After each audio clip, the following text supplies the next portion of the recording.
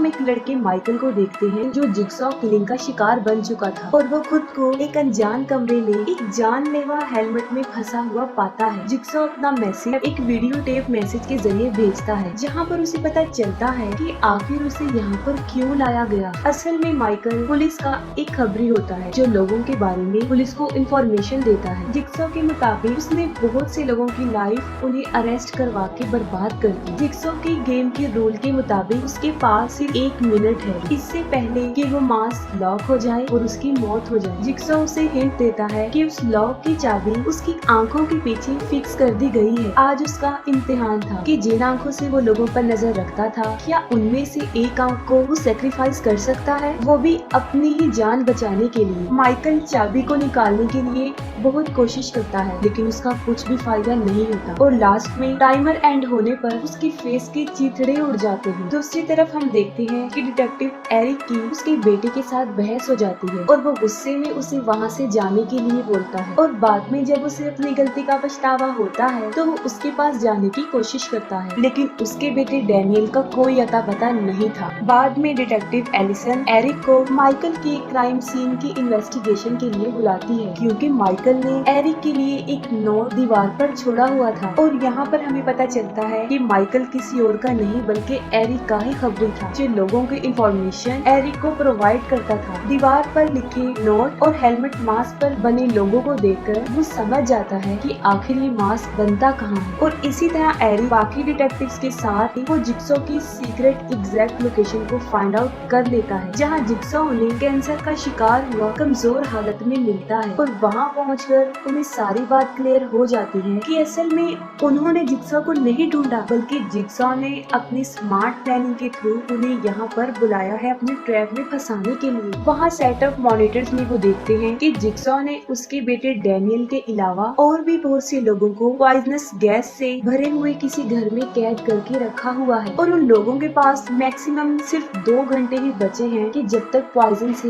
वो मर न जाए। जिगसॉ एरिक को एक इम्पोर्टेंट बात भी बताता है कि घर में सिर्फ वही लोग कैद हैं जिन्हें उसने कभी काफी वक्त पहले झूठे सबूतों की बुनियाद पर अरेस्ट करवाया था और ये सब कुछ उसने माइकल के थ्रू करवाया था और अभी तक उन लोगों को ये पता नहीं चला था जो कैद में थे कि माइकल एरिक का बेटा है, वरना बदले की गर्ज से वो उसको जान से मार डाले। जिगसॉ एरिक को कहता है कि अगर वो चाहे तो वो अपने बेटे को बचा सकता है और ऐसा तभी पॉसिबल होगा जब वो उसकी गेम के रूल्स को फॉलो करे। उसकी गेम के रूल्स बिल्कुल सिंपल होते हैं, बस किसी ने भी कुछ टाइम के लिए जिगसॉ की बातों को अच्छे से अंडरस्टैंड करना होता है। गेम के रूल्स के अकॉर्डिंगली वो सिर्फ अकेले में बात करने के लिए तैयार हो जाता है। बातों के दौरान एरिक को पता चलता है कि जिगसॉ उसके बारे में काफी कुछ जानता है, जैसे कि आज से 5 साल पहले एरिक एक पुलिस ऑफिसर था जो अपने कैदियों को बुरी तरह टॉर्चर किया करता था ताकि वो अपने गुनाह को कबूल कर ले और एक बार पूछताछ के दौरान उसने एक कैदी की दांत तोड़ दी और यही नहीं क्रिमिनल्स को जेल भिजवाने के लिए उनके खिलाफ झूठे सबूत भी बनाया करता था। उसे अपने जिगसॉ होने का रीजन भी बताता है। उसके मुताबिक लोगों को अपनी लाइफ की इम्पोर्टेंस ही नहीं पता और उनमें सर्वाइव स्किल्स नहीं है जब तक कि वो लोग अपनी मौत को बिल्कुल सामने खड़े होकर न देख ले। जैसे कि एरिक उस वक्त अपने बेटे के लिए फील कर रहा था, वो ये बात सीखता है कि इंसान के अंदर तकलीफ बर्दाश्त करने की सलाहियत बहुत ज्यादा है और वो लोगों को उनकी लाइफ की अहमियत बताना चाहता था अपने इस गलत वे से। जिगसॉ बताता है कि जिगसॉ का एक निशान भी है और ये निशान वो सिर्फ उन लोगों की बॉडी पर बनाता है जो इस गेम में सरवाइव नहीं कर पाते। वहीं दूसरी तरफ वो सारे कैदी ये पता लगवाने की कोशिश कर रहे थे कि आखिर वो यहाँ पर पहुँचे कैसे हैं। वहाँ पर लोगों को एक दूसरे के बारे में कुछ भी पता नहीं होता।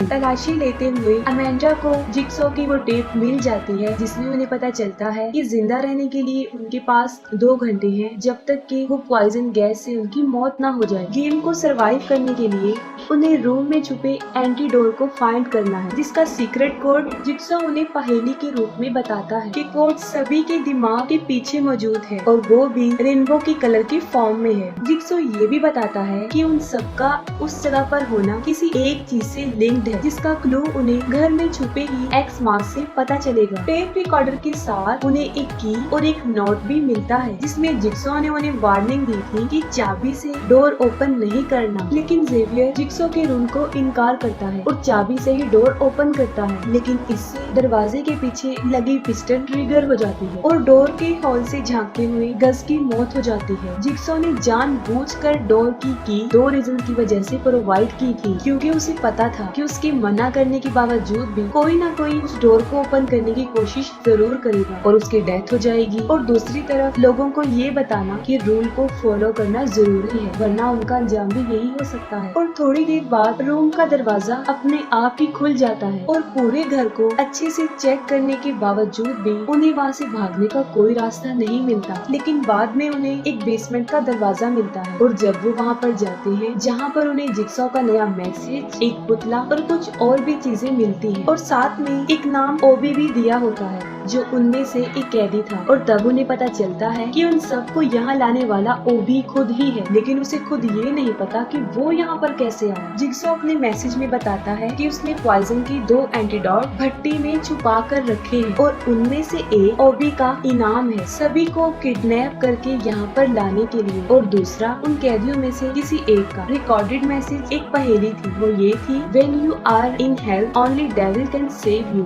और वो खत्म हो जाता है, लेकिन इस पर कोई ध्यान नहीं देता। जब ओबी का नाम रिवील होता है तब जेवियर उसे मारने की धमकी देता है, लेकिन ओबी उसकी धमकी से नहीं डरता। वो अपनी मर्जी से भट्टी में एंटीडोट को पाने के लिए जाता है और अंदर जाकर सक्सेसफुली वो एक एंटीडोट ले लेता है, लेकिन दूसरे एंटीडोट की लालच में भट्टी का डोर अपने आप ही बंद हो जाता है और उसमें आग लग जाती है जिससे वो मारा जाता है और वो एंटीडोट भी वहीं खत्म हो जाता है। बाद में उन लोगों को एक और रूम भी मिलता है और रूम का टाइमर ट्रिगर हो जाता है। टेप को सुन लेने के बाद उन सबको पता चलता है कि ये रूम जेवियर के टेस्ट के लिए है, जो कि एक ड्रग डीलर है। इन लोगों को ड्रग लगाने की वजह से वो जिम्मेदार है। जिक्सॉ के इस टेस्ट में जेवियर को नीडल से भरे गड्ढे में से दरवाजे की चाबी ढूंढनी थी जहाँ पर वो दूसरा एंटीडोट था, लेकिन वो खुद ऐसा करने की बजाय अमेंडा को वहाँ पर धकेल देता है। बहुत ट्राई करने के बाद अमेंडा को की मिल जाती है, लेकिन तब तक टाइम आउट हो चुका था और वो डोर हमेशा हमेशा के लिए क्लोज हो जाता है। सबसे अलग होने के बाद जेवियर फिर से रूम नंबर 1 में जाता है जहाँ पर उसे एक नंबर मिलता है जिससे वो जिक्सॉ की बताई हुई पहेली को सॉल्व कर लेता है। जिक्सॉ ने सबके सर के पीछे लॉकर के सीक्रेट कोड को रेनबो की कलर में लिखा हुआ था। कोड लेने के लिए उसे मार डालता है और वहीं पर उन लोगों को इस बात का भी पता चलता है कि आखिर ऐसी क्या बात है जो सबको एक साथ जोड़ रही है। वो ये है कि डैनियल के अलावा सारे लोग जेल जा चुके हैं और उन सबको झूठे सबूतों पर जेल भेजने वाला कोई और नहीं बल्कि डैनियल का फादर एरिक है। और जब जेवियर को ये पता चलता है तो वो डैनियल की तलाश में निकल जाता है और वहीं पर एडिसन को एक और रूम मिलता है जहाँ एक ग्लास बॉक्स में एंटीडोट रखा हुआ था।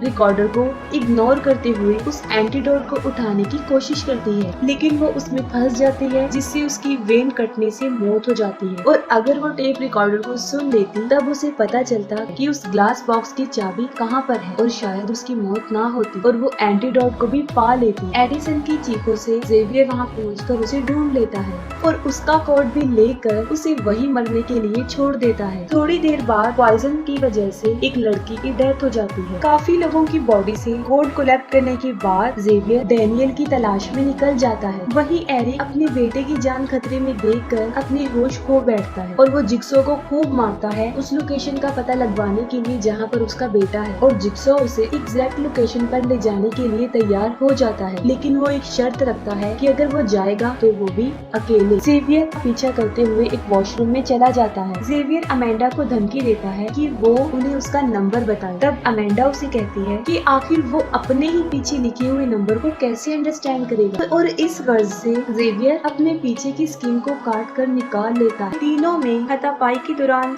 जेवियर के डैनियल के हाथों मौत हो जाती है और दूसरी तरफ एरिक जिक्सॉ की बताई हुई लोकेशन के मुताबिक वहाँ पर पहुँच जाता है, उसकी बेसमेंट में चला जाता है और दूसरी तरफ फोर्स टीम भी वहाँ पर पहुँच जाती है, लेकिन वो लोग उन्हें वीडियो मॉनिटर पर दिखाई नहीं देते और विक्टिम्स में कोई भी उन्हें नजर नहीं आता। और बाद में उस टीम को पता पता चलता है कि असल में ये वो घर है ही नहीं। पर उन्हें अंदाजा होता है कि अब तक वो कैप्चर की हुई वीडियो भी देख रहे थे, यानी विक्टिम्स के साथ जो भी हुआ वो जिक्सॉ को पकड़ने से पहले ही हो चुका है। और दूसरी तरफ एरिक भी अपने बेटे को ढूंढते हुए उस वॉशरूम में पहुंच जाता है, लेकिन वहाँ पर उसे डैनियल और अमेंडा कोई भी नहीं मिलता। और तभी उसे एक बाथटब में किसी की डेड बॉडी मिलती है और करीब जाकर जब वो चेक करता है तो वो डेड बॉडी उस पर अटैक करके उसे बेहोश कर देती है। होश में आते ही एरिक देखता है कि वो भी अब चेंड है। करीब रखे हुए टेप को सुनने के बाद एक राज रिवील होता है कि यहाँ पर मास्टरमाइंड जिक्सॉ के अलावा कोई और भी है, और वो कोई और नहीं बल्कि खुद अमेंडा थी। और ये सब करने के पीछे उसका एरिक से रेवेंज था, क्योंकि